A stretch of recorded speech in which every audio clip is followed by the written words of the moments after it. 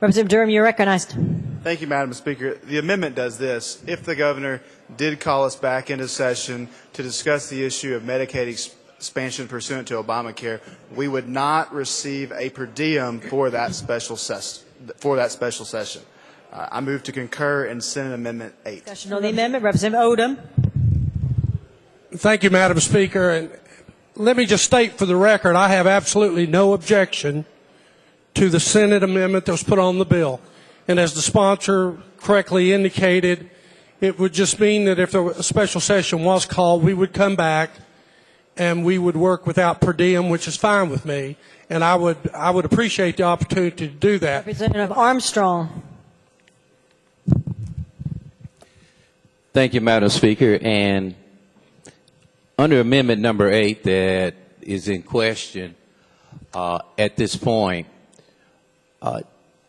does it create an unfair burden on those members that live from Mountain City to Memphis and requiring those members to make a personal expenditure that members that stay within the 50-mile radius of the capital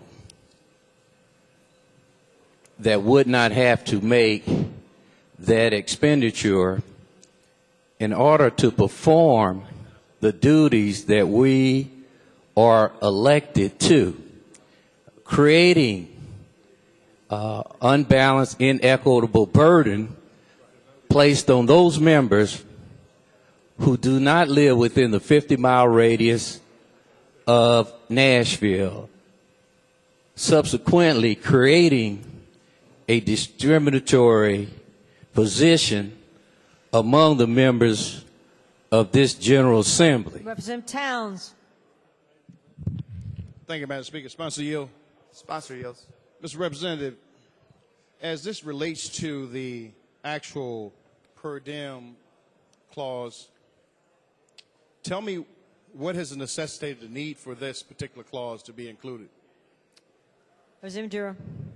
Again, I think that's better asked of the Senate Democratic leader, Mr. Kyle. I'm sorry, I can't hear you. I think that question is better directed at Senator Kyle.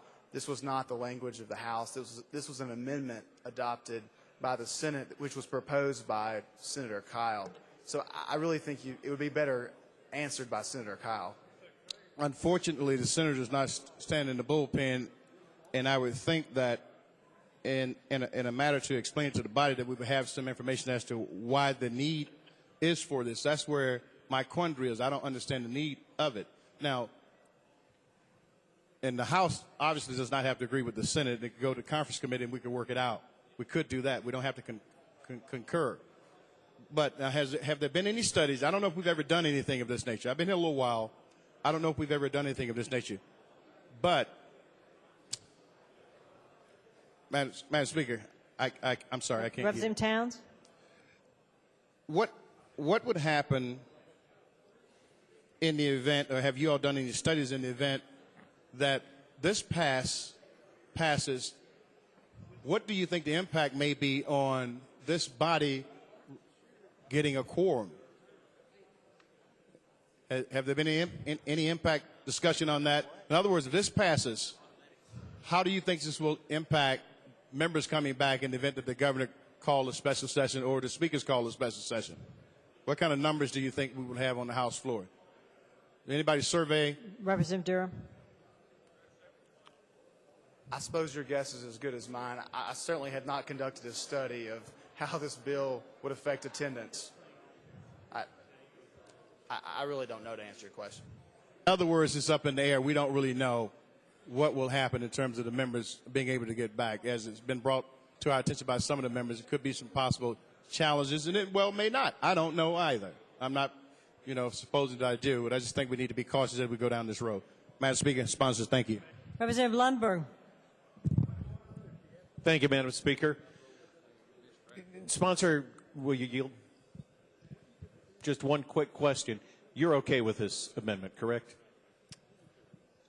If that's what it would take to pass the legislation, I'm okay with the amendment. Thank you. I will tell members of the body that I have the dubious distinction of living the furthest away of everyone here, 304 miles. So, and I have no problem with this. In fact, I think, frankly, if we weren't remunerated, I think business might go a little bit more swiftly. Thank you, Madam Speaker. Representative Reagan, for what purpose? Point of order, Madam Speaker. You're recognized. Directed to the clerk. Article 2, Section 23 of the Tennessee Constitution specifies the compensation and expenses of the members of the General Assembly may from time to time be reduced or increased by the laws of the General Assembly. However, no increase or decrease in the amount thereof shall take effect until the next General Assembly of the representatives to the election of representatives of the General Assembly. The point of order question is, can we pass an unconstitutional, on its face, amendment as it's proposed? Mr. Clerk. Madam Speaker, members, I am not qualified to deem that as unconstitutional. However, know this: you took an oath of office to pass that you shall pass nothing against the Constitution of the state of Tennessee. Representative Durham, you're recognized. Thank you, Madam Speaker. I withdraw my motion to concur and non-concur.